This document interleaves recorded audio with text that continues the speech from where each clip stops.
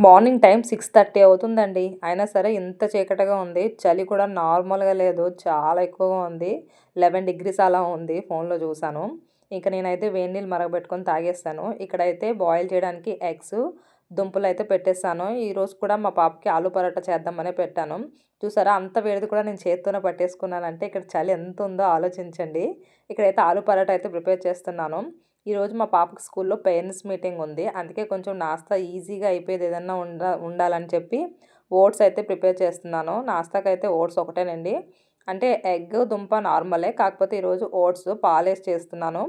ఇంకా మధ్యాహ్నానికి మెంతికూర కూడా మొత్తం తీసి పెట్టేసుకున్నానండి. అంటే 10:30కి 10:30 లోపే నేను వండేసి వెళ్తాను. అందుకనేసి ఇక్కడైతే ఓట్స్ ప్రిపేర్ చేస్తున్నాను. ఇక్కడ చియా సీడ్స్ కూడా రాత్రి నానబెట్టేసాను. చియా సీడ్స్ కొంచెం హనీ ఏసి అయితే మేము తినేసామండి. మా బ్రేక్‌ఫాస్ట్ అయితే ఇంతే. బాయ్ అండి. మళ్ళీ కలుద్దాం.